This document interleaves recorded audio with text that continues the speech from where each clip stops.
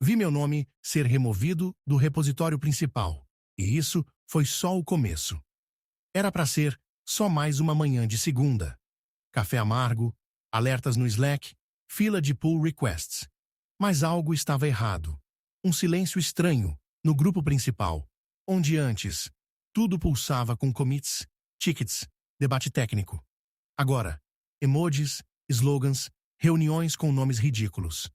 Sprint da alma do produto. Círculo de confiança corporativa. Abri o repositório, fui direto ao histórico. Meu nome sumiu dos créditos de arquitetura. Todos os comentários antigos substituídos. As anotações, aquelas que sustentavam os módulos centrais, apagadas. Nenhuma notificação, nenhuma conversa, só o vácuo. Fechei o laptop com calma. Na tela refletida do monitor, meu rosto ficou por alguns segundos. Só que era outro rosto. Um rosto que tinha entendido, enfim, o que estava acontecendo. Comecei nessa empresa do zero, quando nem nome tinha. Quando o back-end era um Frankenstein de scripts meus e serviços de graça, e eu desenhei a arquitetura principal numa parede do meu antigo quarto, em Osasco. Cada conexão, cada controle de acesso, cada protocolo interno, tudo passou pelas minhas mãos. Não foi paixão, foi método, foi suor.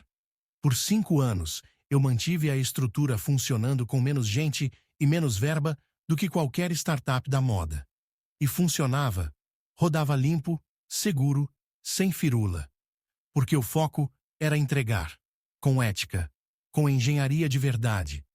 Quando a rodada Série B chegou, eu só pedi uma coisa: manter controle técnico sobre a infraestrutura. Nada de diretores de inovação, brincando de Kubernetes com nossos dados. Foi meu ex-marido, advogado até a medula, quem insistiu para eu incluir uma cláusula no contrato de sociedade.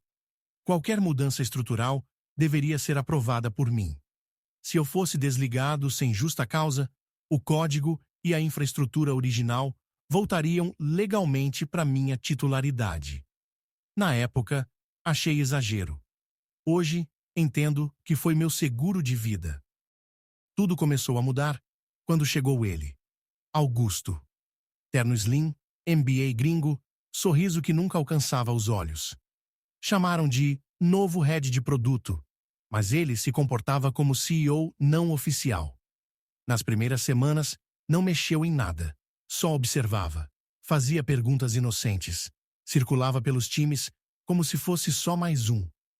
E aí, vieram as reuniões com os estagiários, depois com os júniors, depois, sem mim, sem ninguém do time original.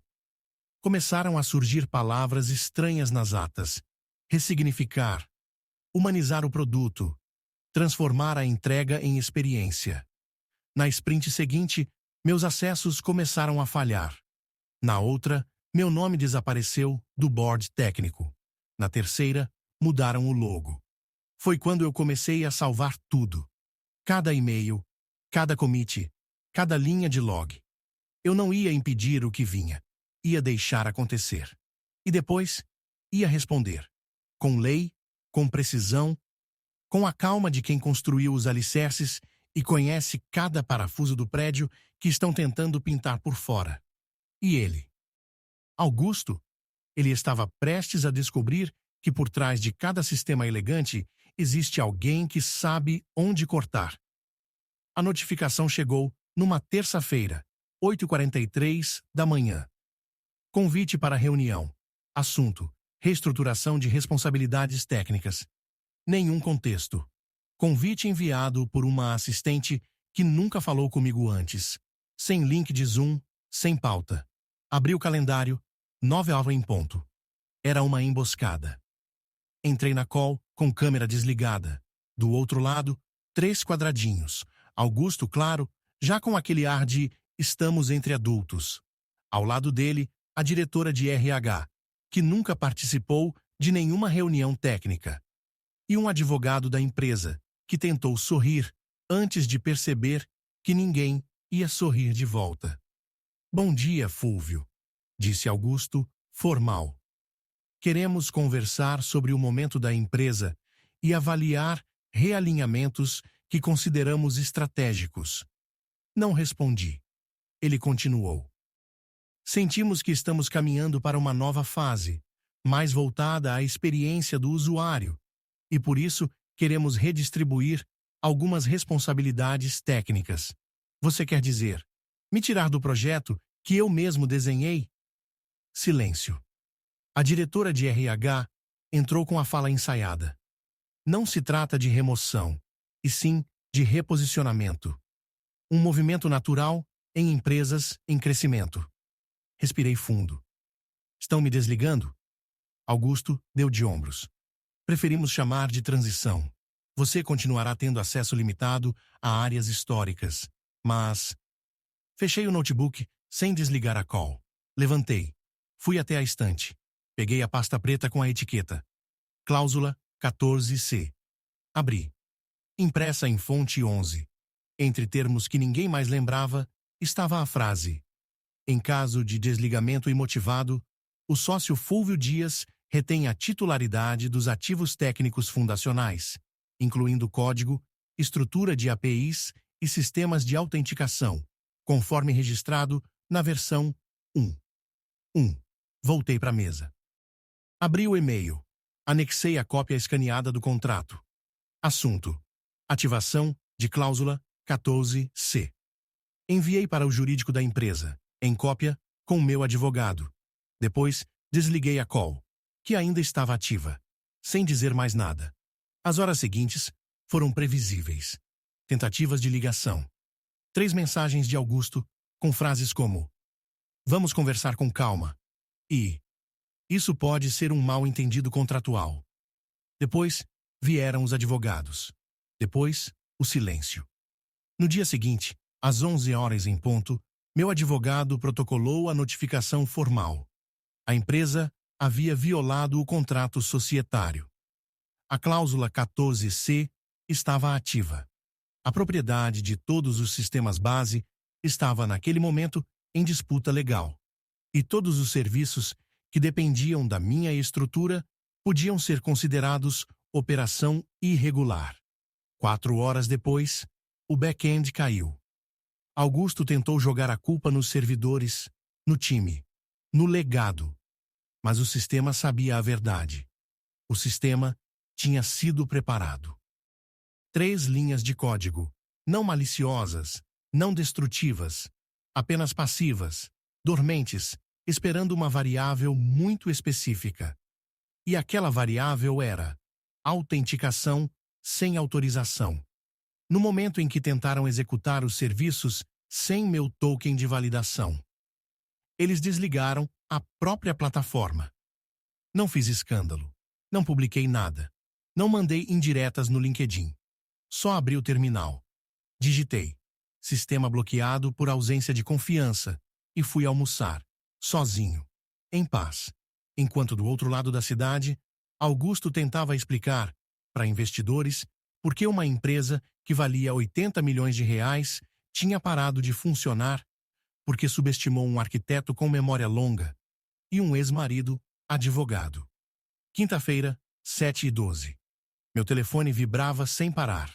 Notificações, e-mails, chamadas não atendidas. O Slack, de onde haviam me removido 2 dias antes, agora estava pedindo minha reativação. Um dos diretores me escreveu: Fúlvio, precisamos conversar urgente. Pode ser hoje? Não respondi. Abri meu laptop, respirei fundo e comecei o backup. Linha por linha, arquivo por arquivo, toda a estrutura que eu havia construído nos últimos 5 anos. Repositórios privados, scripts de segurança, documentação interna, fluxogramas dos sistemas críticos. Nada disso tinha sido removido porque ninguém sabia onde ficava. Só eu. Enquanto os e-mails se acumulavam, comecei a compilar tudo em um diretório. Infra verdadeira. Às 9 horas em ponto, recebi uma ligação do número pessoal de Augusto. Atendi. Fúlvio. Começou ele, voz baixa, menos firme que o de costume. Olha, eu sei que as coisas saíram do controle, mas acho que podemos encontrar uma solução construtiva. A plataforma precisa de você. Ela sempre precisou, respondi. Vocês é que esqueceram. Houve exageros, talvez erros dos dois lados. Sorri. Augusto, você mente mal. Silêncio. Depois, ele tentou soar conciliador. Estamos dispostos a conversar sobre sua reintegração. Podemos reverter a decisão. Mas você precisa suspender a ação. Você quer que eu finja que não vi vocês tentando apagar meu nome do sistema que eu criei. Isso não é pessoal. Você me demitiu por Zoom com uma diretora de RH que nem sabe o que é um endpoint. Mais silêncio. Depois, uma última cartada. Os investidores estão preocupados, querem estabilidade. Se você continuar com essa postura, ninguém sai ganhando. Respirei fundo. Eu não quero ganhar, Augusto. Eu quero que a verdade seja incontornável. E desliguei. O jurídico da empresa tentou argumentar que a cláusula 14C era ambígua. Meu advogado respondeu com um laudo técnico de 27 páginas, provando ponto por ponto como a arquitetura era indivisível do meu trabalho. E mais, anexamos prints, datas, commits e até mensagens internas de quando Augusto solicitou alterações para reduzir a dependência do Fúlvio. As provas estavam ali. Públicas, inevitáveis. Na sexta-feira, começaram os rumores. Alguém do time de suporte vazou prints, mostrando que os serviços haviam sido realocados às pressas para uma infraestrutura terceirizada, sem sucesso. O app mobile travava na tela de login. Os painéis administrativos não carregavam. No Twitter, começaram a pipocar mensagens como: alguém mais sem acesso à plataforma desde ontem? Tá fora do ar? Ou deletaram minha conta? Gente, onde foi parar meu histórico? O silêncio da empresa só aumentava a pressão. Foi aí que um dos analistas vazou um print devastador. Um e-mail interno de Augusto, datado de 2 meses atrás, com o título: Remover Fúlvio do núcleo técnico sem alertar jurídico. Corpo da mensagem. Temos que agir antes que ele perceba. Ninguém mais entende aquele código, mas precisamos mostrar força. Força? Eles confundiram força com fachada. Na noite de sábado, a plataforma caiu de vez. O back-end não aguentou as reconfigurações mal feitas. Sem os fluxos originais de autenticação, os dados ficaram inconsistentes. Tudo travou e eu fechei o notebook, fui caminhar. Nenhuma notificação, nenhuma palavra. Eu só queria sentir o mundo funcionando, ao contrário do sistema deles. Na volta, sentei na varanda e abri uma garrafa de vinho. O céu estava limpo, raro para São Paulo. E eu pensei, agora eles sabem. Eles sabem que não se apaga quem construiu o alicerce. E que às vezes, quem cala não consente. Apenas espera. Domingo de manhã. O LinkedIn parecia um campo de guerra corporativo. Gente do time postando vagas, mensagens enigmáticas com emojis de fogo. Um ex-diretor de operações publicou: mudanças difíceis às vezes revelam a verdade por trás dos processos. Tradução: o caos era inegável. A imprensa começou a farejar. Primeiro, os blogs de tecnologia. Depois, veículos maiores. Um jornalista me escreveu no privado: Fúlvio, fontes internas confirmam que você está por trás da queda da plataforma. Deseja comentar? Eu não respondi. Não ainda. Às 13h42, meu advogado me ligou. A proposta chegou. Já? Estavam desesperados. Abri o documento. Título: Acordo de Cooperação Emergencial. Em resumo, eles queriam que eu voltasse. Não como funcionário, como consultor sênior, com poder decisivo, acesso total, remuneração absurda, sem subordinação a nenhuma chefia.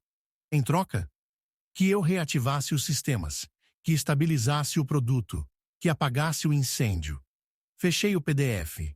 Fiquei olhando para a parede por alguns minutos. Não era só sobre mim voltar. Era sobre eles admitirem, ainda que sem dizer, que fracassaram tentando me apagar. Encontrei Augusto na segunda-feira. Ele já não usava mais blazer, camisa amassada, olheiras profundas. Me esperava num coworking chique, onde tudo parecia limpo demais para ser verdadeiro. Cumprimentou com a mão trêmula. Obrigado por vir. Não fiz isso por você. Ele assentiu. Não tentou disfarçar. Você leu a proposta? Li. E, depende. Do que você fora. Ele congelou. Você não pode me tirar da empresa. Não. Mas pode pedir demissão. Ele riu. Um riso amargo. Você quer meu cargo? Não. Quero sua ausência. Silêncio. Depois, ele se levantou. Pegou o celular, mandou uma única mensagem. Me mostrou a tela. Entreguei o cargo. Boa sorte. Deixou o coworking sem olhar para trás. 3 dias depois, eu estava no centro de comando. Não era mais um escritório. Era uma sala neutra, cheia de cabos e gente focada. Monitores por todos os lados. Logs atualizando em tempo real. Maioria da equipe antiga voltou por conta própria. Ninguém pediu crachá. Só pediram: me mostra onde quebrou. Começamos a remontar o sistema, peça por peça, mas sem pressa, sem glamour. Reativei o back-end às 03h14 da madrugada. Nenhum anúncio, nenhuma notificação. Só um ping silencioso nos servidores. E os acessos voltando. Devagar, como quem reconhece uma casa depois de muito tempo longe. No dia seguinte, uma jornalista postou: plataforma voltou, mas não parece a mesma, parece estável, silenciosa, real. Recebi um e-mail dos investidores. Assunto: nova proposta de estrutura. Queriam rebatizar o produto, atualizar o discurso, trazer um novo ciclo narrativo. Ignorei. Respondi com uma frase só: quem escreveu o alicerce não precisa de narrativa. Era isso. Eu não queria palco. Queria estrutura. E, finalmente, ela estava de volta onde sempre pertenceu. Na primeira semana após o retorno, ninguém sabia quem mandava. E isso era bom.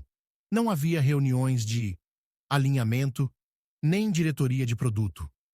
Só gente trabalhando em silêncio, corrigindo rotas, desfazendo os enfeites. Cada commit era um pedido de desculpa silencioso ao código original. A plataforma começou a respirar de novo, sem pressa, sem ruído. Na quinta-feira, recebi uma ligação da imprensa. Fúvio, podemos marcar uma entrevista? Queremos contar sua versão. Qual versão? Do que aconteceu? Pensei por alguns segundos. Depois disse: não quero contar o que aconteceu. Quero que vejam o que estamos fazendo. Não, a matéria saiu mesmo assim. Título: o arquiteto que sobreviveu à própria demissão. Não foi maldosa, nem heróica, apenas factual. Contava como eu havia sido retirado, como a estrutura colapsou e como o retorno não foi por orgulho, mas por método. A última frase me fez rir. Talvez o verdadeiro poder esteja em saber esperar a queda do teatro. No back-end, ativei um módulo antigo. Pouca gente sabia dele. Chamava-se Veia Zero. Um fluxo de emergência que eu criara nos primeiros meses, quando a infraestrutura ainda era frágil. Servia para reiniciar tudo sem depender de qualquer camada de interface. Agora, ele voltava a ser útil, discreto, letal, indestrutível. Como eu. Augusto sumiu das redes. Ninguém sabia onde estava. O perfil no LinkedIn foi apagado. Circularam rumores de que havia ido para Lisboa tentar recomeçar com consultoria. Outros diziam que estava processando a empresa por abandono de imagem. Eu não procurei saber. Ele era ruído. E o ruído, agora, era eliminado na raiz. Alguns da nova diretoria tentaram sugerir ações de reposicionamento, campanhas, rebranding, uma narrativa de superação. Neguei tudo. Vamos deixar o produto falar por si. Mas o mercado precisa de um norte, insistiram. Então olhem os logs. Mostrei os acessos subindo, os erros caindo. A satisfação dos usuários, expressa não por formulários, mas por tempo de permanência. Nada era anunciado. Tudo era entregue. Na semana seguinte, decidi reativar o sistema de métricas invisíveis. Não para vigiar, para entender. Sem rastrear ninguém. Sem invadir. Apenas observar o pulso daquilo que construímos. E ele estava forte. Começaram a surgir mensagens espontâneas. Não sei o que vocês fizeram, mas agora tudo parece certo. Voltei depois de meses. Achei que tinham perdido o rumo, mas acho que só estavam limpando o caminho. Nunca fui fã de startups, mas essa plataforma não parece uma, parece um lugar. Eu lia todas, em silêncio. Como quem assiste um prédio resistir a um terremoto. Recebi outro e-mail dos investidores. Podemos usar seu nome na próxima rodada? Ignorei. Depois respondi. Vocês não precisam do meu nome. Precisam de silêncio, de base, de humildade. Nenhuma resposta depois disso. No domingo, entrei na plataforma sozinho. Criei um usuário fantasma, sem nome, sem avatar, sem rastro. Naveguei por cada parte. Testei funções. Observei e, pela primeira vez em muito tempo, não senti raiva, nem medo, nem urgência. Apenas uma certeza tranquila. A casa estava de pé. E agora, ela sabia se defender sozinha. Na segunda-feira, 06:41, cheguei antes de todo mundo. O escritório ainda estava meio escuro, com aquele silêncio de cidade dormindo. Liguei apenas uma das luzes, deixei o café passar e sentei em frente ao terminal, como fazia nos primeiros dias. Abri o monitor de sistema. Nenhuma falha. Nenhuma anomalia. Tudo pulsava em silêncio. Estável. Vivo. Pensei. É isso que é liderança agora? Ficar em silêncio e ouvir o sistema respirar? Talvez sim. Talvez, finalmente, sim. Mais tarde, Mayara, antiga desenvolvedora front-end, voltou. Ela tinha saído no auge do caos, logo após uma briga pública com Augusto sobre experiência do usuário versus integridade técnica. Entrou devagar, como quem pede licença. Trouxe seu próprio notebook. Sentou na ponta da mesa e ficou observando. Depois de 1 hora falou. Tá diferente aqui. Pra melhor? Pra silencioso. Nunca pensei que isso fosse elogio. Sorri. Ela ligou o computador. Começou a codar, sem perguntar nada. Ao meio-dia, uma notificação discreta no Slack. Migração completa. 100 dos dados restaurados com sucesso. Era o fim da última dependência do antigo sistema. A ruptura era oficial. Técnica, jurídica, simbólica. A casa era nossa de novo. No dia seguinte, um investidor insistente tentou marcar uma call em caráter de aproximação. Respondi com um e-mail curto. O que estamos fazendo agora não cabe em pitch deck. Na quinta, o jurídico da empresa me ligou. Um tom novo, quase respeitoso. Fúlvio, temos recebido propostas para licenciamento do sistema. Algumas de fora do país. Não é sistema para ser licenciado. Mas tem valor. Justamente por isso. Silêncio. Então o que faremos? Deixaremos funcionar. Na sexta-feira, publiquei o primeiro update público desde meu retorno. Nada épico. Apenas um changelog técnico. Versão 3.7.0. Código simplificado. Logs mais limpos. Redução de ruído estrutural. Otimização da transparência em tempo real. E no fim, uma frase. Às vezes, manter simples é o ato mais radical. Nos dias que seguiram, o uso continuou a subir. Mas de forma estranha. Não era viral. Não era explosivo. Era como um rumor que se espalha em silêncio. Pessoas chegavam, usavam e ficavam. Sem campanha. Sem anúncio. Apenas porque funcionava. No sábado à noite, Reencontrei o ex-marido. Nos vimos por acaso num bar de Pinheiros. Ele me olhou e disse: sabia que aquela cláusula ia te salvar um dia. Na verdade, ela salvou a plataforma. Você tá diferente. Mais velho, mais perigoso. Rimos. Ele bebeu um gole, me olhou nos olhos e falou: você venceu. Não, só estou onde sempre devia estar. Voltei para casa tarde. Antes de dormir, abri o terminal uma última vez. Digitei o comando: sudo check vida. A resposta piscou. Sistema íntegro, nenhuma falha encontrada. Sorri e desliguei.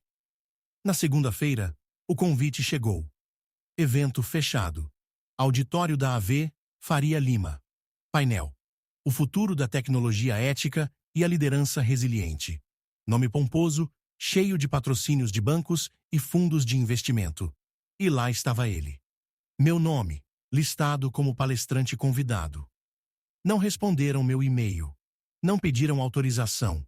Me colocaram ali como se eu fosse parte do show, como se pudessem domesticar o que eu representei. Cheguei ao local sem crachá, sem press kit, sem equipe. Apenas com o mesmo caderno preto que usava desde os primeiros esboços da infraestrutura. No saguão, telas exibiam frases de impacto. Inovação com propósito. Tecnologia que conecta com alma. Parei, olhei, respirei, depois entrei. No palco, os outros 3 convidados falavam de cultura organizacional, de empatia de processo, de equilíbrio entre performance e humanidade. PowerPoints brilhantes, estudos de caso que pareciam roteiros de publicidade. Quando me chamaram, o apresentador sorriu, meio tenso. E agora, Fúvio Dias, arquiteto de sistemas e referência em resiliência técnica, para falar sobre sua trajetória. Subi sem olhar para ninguém, sem cumprimentar, sem tela, sem slide, apenas com o caderno. Boa tarde, comecei, voz baixa, firme. Me colocaram aqui como símbolo de superação, mas não foi isso que aconteceu. Silêncio. Eu não superei, eu permaneci. Enquanto tentavam me apagar com palavras bonitas, eu estava registrando, salvando, observando. Não fui resiliente. Fui estrutural. Pausa. E isso incomoda, porque estrutura não sorri para a câmera, não brilha em apresentação, não performa. A sala ficou gelada. Alguém tossiu. Continuei. O sistema caiu porque tentaram operar, sem saber, o que sustentava cada camada. E não falo só de código. Falo de ética, de lógica, de coerência. Acharam que podiam me substituir com discurso, mas ninguém substitui o que não entende. Olhei para o fundo da sala. E agora querem me transformar em narrativa. Mas eu não sou storytelling. Sou o que sobra quando a história acaba. Desci do palco em silêncio. Sem aplausos, sem foto, sem nota oficial. Apenas voltei para casa. E no caminho, enquanto as luzes da cidade passavam pelo vidro do carro, pensei: agora sim, eles entenderam. Chovia fino quando cheguei ao prédio. O segurança me reconheceu. Abriu o portão com um aceno. Não perguntou nada. Subi até o último andar. Sala vazia. Só uma mesa, uma cadeira e a antiga tela preta com o logotipo da plataforma, agora estático, sem brilho, sem som. Sentei. Abri o terminal. Última linha do sistema pulsava sozinha. Uptime 99. 998. Olhei por alguns segundos. Depois digitei: Shutdown, HNOW. A tela piscou. Apagou. Levantei. Fechei a porta atrás de mim. Sem barulho. Sem volta.